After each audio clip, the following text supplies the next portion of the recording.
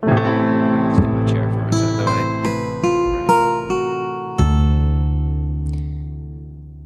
Welcome back, once again, to the Religious Studies Project, the Religious Studies podcast that never ends. I'm David Robertson. I'm Christopher Cotter, and yes, here's hoping that we'll never end. That's We haven't ended yet. exactly. Yeah, so I mean, our plan is 100 years initially, and then we'll see from there. And it will be a hereditary podcast as well. Yeah, you'll be listening to our grandchildren presenting it. In fact, you might be listening to this 100 years hence and listening to us from beyond the grave. Yeah. On that note, This week's podcast is another interview recorded by Chris, and it's on religion, youth, and intergenerationality. so it is actually kind of on that note. I know. It's, we didn't plan that. That's good. The interviewee is Naomi Thompson, and this is part of our ongoing SOCREL series addressing new directions in the sociology of religion in the UK. So I'll pass over to Chris and Naomi. When we think about religion and youth, a number of images might come to mind. Young people rebelling against their parents, young people as mere containers for the religiosity of their parents, creative interpretations of stagnant traditions, systemic abuse, and a lack of agency, and so on. In the context of the United Kingdom, where we're recording today, with its historically hegemonic Christianity, one scholar has written that it's no secret that Christian churches are struggling to attract and retain young people. The current generation of young people has largely abandoned the church or never known it as a significant part of their lives. But of course, this misses much of what is going on. That scholar is Naomi Thompson, or formerly Stanton, who joins us today on the Religious Studies Project to give us a more nuanced overview of the broad topic of religion, youth, and intergenerationality. So, first off, welcome to the Religious Studies Project. Thank you very much. It's a pleasure to have you here at Lancaster University at the BSA SOCREL conference. Naomi is a lecturer in youth and community work at Goldsmiths University of London, and her PhD research is on young people's engagement with organised Christianity. She also recently did research for the Home Office around young people and organised crime to support the development of resources for practitioners. And she's now researching the experiences of young Muslims, and she also edits for the open access journal Youth and Policy. So now that we've got that out of the way, just keeping an eye on the time as well. But before we even get to youth and religion, I mean, what are we talking about when we're talking about youth here? Is it just children? Where do we cut that off? So youth is a category really that was devised for that kind of period between childhood and between adulthood. So it's kind of a post-industrial term. Musgrove famously said that adolescence was invented with the steam engine. But it really comes into its own in the 19th century, really, when the kind of early Victorian period when the notion of the child as in need of protection kind of emerged. And so you've got that kind of factory acts coming in, restricting child labour. But then there's this kind of category in between the child and the adult, and that's youth or adolescence. And actually, in contrast to that kind of view of the child as in need of protection, youth has kind of emerged quite strongly as a category in the past, in the present, as a problematic category. Or quite often we think of youth in terms of the threat. So in the Victorian period, there was the child in need of protection, and then there was the youth that was more the threat. And if we didn't protect the child well enough, they might become the threat. And towards the end of the Victorian period, you got kind of even biological kind of ideas of youth, that the brain is in such a stage during this period of adolescence that a young person is more inclined to engage in crime or antisocial behaviour than at other times during their lives. For sociologists today, it's very much viewed as a period of transition still. So that transition from childhood into adulthood. And it's a period in which we kind of, we imagine that a lot goes on in terms of identity formation and also a kind of socialization with one's peers rather than, say, with adults or parents. So, and again, the peer group often viewed through a kind of lens of something that's problematic rather than positive. And I would say quite a lot of policy research and practice today kind of takes on that notion of viewing youth as a problem, or identifying a problem to research or a problem to fix through practice or policy. And we see that, I think, even in things like the way that youth services are funded. A young person at risk of crime or of teenage pregnancy, and an intervention to kind of combat that. Would you say that in the West, youth is being extended? Yeah, I mean, I think youth is probably, it's not just a kind of category that's been developed in a particular time period. It's also a category that probably has more resonance in certain cultures than others. Obviously, there are non-Western cultures that still have more child labour, more early marriage, perhaps. And then we obviously view that through the lens of what we understand in terms of youth now, and that inspires kind of debates about whether those practices are okay or not okay, and what should be done in situations where that's happening. We could just spend the entire podcast discussing what we're meaning by the term youth. But so religion and youth, why might we be interested in it? I mean, some people, as I hinted in my introduction, might be tempted to see youth as, a mere stage to adulthood, a mere sort of repository of ideas, people being fashioned into the adults that they're going to become. Like what's so interesting about it? Why?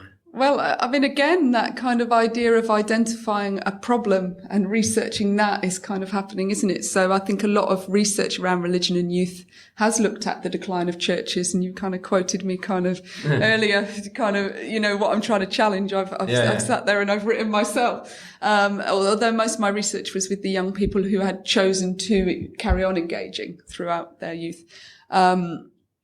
So yeah, we identify a problem and we seek to research it and to solve it, don't we? And I think that's very much where research around religion and youth has come from, even although there's probably a lot more around Christianity than some of the other religions that is emerging. And we, even concerns around things like radicalization, focusing again on youth as a problem. Absolutely. And there have been criticisms in research that young people are talked about more often than they're talked with. So there is an emerging field of researchers who are saying, no, we're not going to talk about young people. We're actually going to go and talk to the young people. And I would probably place myself within that category of people who are engaged in in-depth qualitative research with young people, rather than looking at statistics of decline or things that have gone wrong, and seeking to understand them without actually talking to the young people themselves. Absolutely. And we'll hear about that in just a moment. But so when I quoted you at the start, of course, you were identifying the problem at the moment. So I don't want listeners to go away thinking that is your position, which they won't, because we're hearing from you now. But in terms of that, then, what are maybe some of the common assumptions about youth that maybe you're seeking to challenge with theory? Well, I think there's an assumption that young people have left the church when we look at research around young people in Christianity. When in fact, in my research, I've kind of argued a little bit that perhaps the church was the one doing the rejecting rather than the young people themselves in a lot of cases. So, we often look at decline and say, why have people chosen to leave? Why have people abandoned religion? But actually, that kind of stops us from looking at some of the things going on within the religion, within the institution itself, that might be marginalising factors. And they're some of the things that qualitative research around religion and youth can bring out, that some of the statistical research on decline doesn't illuminate. I've done historical research around the decline of the Sunday school movement as well, which occurred in the 1950s and 60s. And, there's such an obvious assumption there that people stopped attending Sunday school because the world was secularizing, because social norms were changing. And actually that's ignored a lot of the internal decisions made by churches and Sunday schools that may have affected that decline as well. That was something I wanted to ask, actually, was Because that model would seem to suggest that the church or religion had been static, and everything had just been static up to a point, and everything was fine. And then something changed, and people started to leave. But so, is it a new thing? Presumably churches were always adapting to the needs of young people, or was there something new that came with modernity? Maybe that.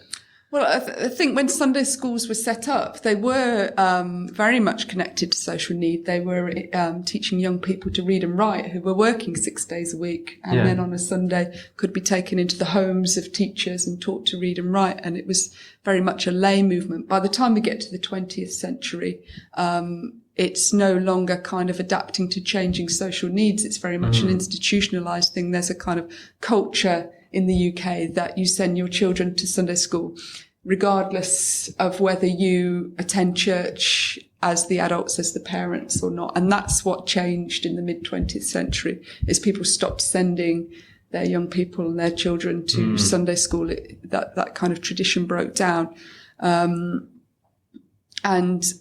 I mean, largely, I think what we've got in the UK is parents have, you talked a little bit about young people being the vessel for their parents' religion. But actually, I think that there has been a tendency in the UK, and that's probably more peculiar to Western culture than to non-Western culture, where the parents perhaps, although they do a lot of the socialization, by the time the child is a young person, it's almost left to the church or the youth worker, and that's done within the institution itself. In Christianity, I think you probably find that less in some other religions.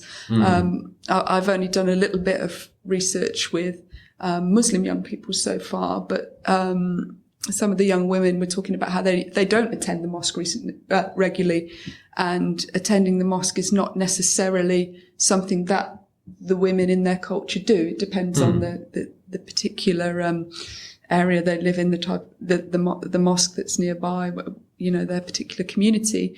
But they still very much are socialized into their religion.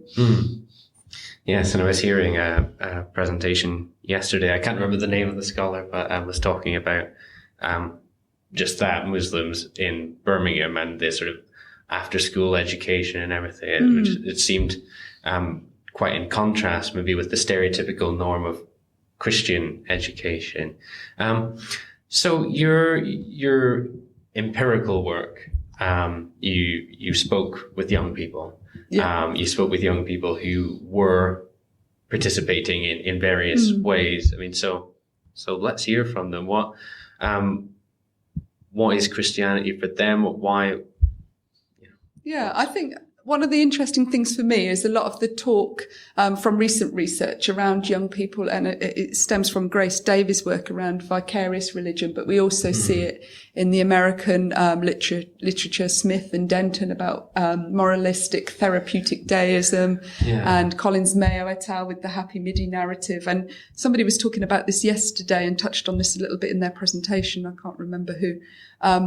But there's this assumption that the young people's approach to religion has become indifferent. And again, that comes back to that notion that we're seeing the young people as the problem, when actually what young people are doing is they're changing the way in which they talk about and negotiate religion. So young people don't want to go to a church and sit there and be talked at for an hour or however long the sermon is, with no space to discuss or have questions, and then leave. So within their youth groups, they often find that there is more space to talk about things, to discuss things, but that's a disconnect with what's going on in the wider church. So the young people that I spoke to were all very much engaged with the youth work of their churches, but were engaged to different extents with the church itself. And there was an anxiety about that transition to adult church. And for some of the young people I spoke to, that engagement with the wider church had almost already broken down, whilst they still engaged with the youth work that was on offer. So in terms of vicarious religion, I actually found among the young people who were in my research, there probably was an element of that indifference, that the church is okay. But but I'm not going to be fully engaged with it among the young people who weren't from church families that were engaging with youth work. Among the young people who were much more engaged with the church itself, there was actually a lot more of an element of believing without belonging, to go back to Grace Davies' earlier research, which she found was for kind of families post 1945, wasn't it? That there are people who still believed but no longer belonged to the institution. And I think for many of those people, the next generation down are the vicarious believers who are not engaged with the church, but they're not hostile to it. Yeah. For a lot of the young people in my research who were engaged with the church and had attempted to kind of forge a relationship, an ongoing relationship with the church, that some of them had quite marginalizing or excluding experiences, and actually had those kind of signs of hostility, and that I believe, but I don't feel like I belong. And I'm getting older and I'm thinking about this transition to adult church and I don't know that it's going to work for me. So they were kind of becoming the believers who don't belong. Yeah. And some of the examples of that, you know, a young woman who was on the regional youth executive for her church and wanted to have one of the meetings at the church and was told she might be charged for the use of the room, which obviously devalued her kind of contribution to what she was doing for the church, essentially.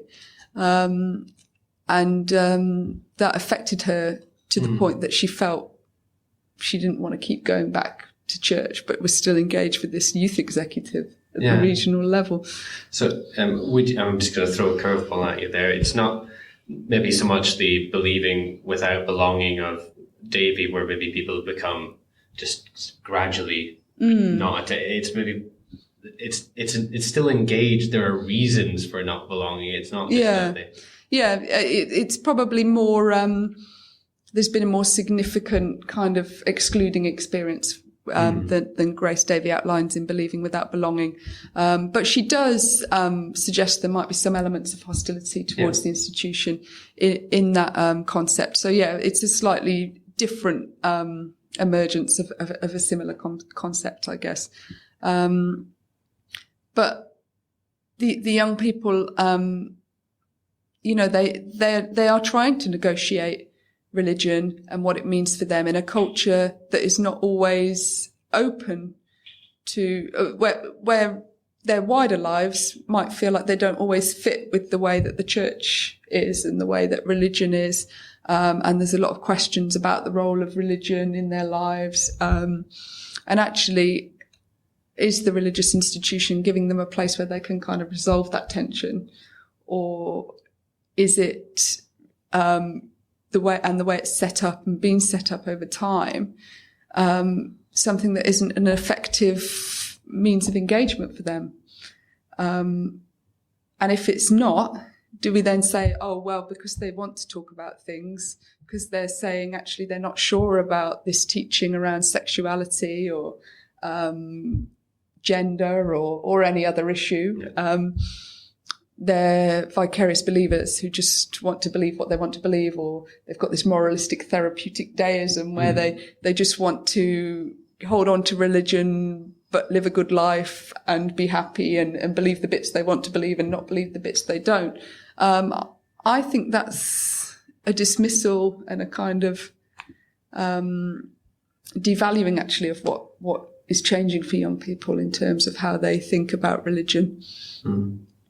I guess a lot of it be to do with we've all been young people, that kind of, so maybe everyone sort of feels like they know what's going on, or they know that they'll grow out of it, or so there's kind of that attitude. So time is ticking on, and we haven't even got to intergenerationality yet. But one thing I always like to ask my interviewees is, how do you go about doing this research? And you've told us about speaking to young people and working with youth groups and that, but there's a sort of extra added complication when you're working with young people, isn't there, in terms of sort of ethics and methodology and that. So how did you negotiate that? Well, I mean, I think methodologically for me, the thing that fits most comfortably when doing research with young people is to allow them to tell their story as openly and as easily as possible. So I like the narrative inquiry approach, because it means that my questions are defined by their story rather than their story being defined by my questions. And I think, in terms of the kind of movement towards co-production, towards participatory research with young people, that's our responsibility is there to kind of let young people tell their story, without us kind of starting to define their story for them. And I think that's what happens too much for young people in all areas of life, of policy, of practice, of research, of things that, like I said at the start, things being said about them rather than with them. So narrative methods are definitely the way forward. Obviously, in terms of consent and things, if you're accessing them via an institution, that's easier, because you can ask the institution to help you gain the parental consent for certain age groups, institutional consent for actually engaging them there. But I think for me, the biggest ethical responsibility we have is to actually talk to young people, to do the research, rather than just deciding things about them without involving them in that process. I know that you're here to be the spokesperson for contemporary research on religion and youth, but you're not the only person doing this kind of research. If you could maybe just sort of drop a few names, some other interesting studies that you're aware of. Yeah, I mean, I think one of the things that I've found really significant has been Collins, Mayo et al.'s research around the faith of Generation Y, and even their previous research. I don't necessarily agree with everything they conclude, but I think it's interesting research where they did talk to young people.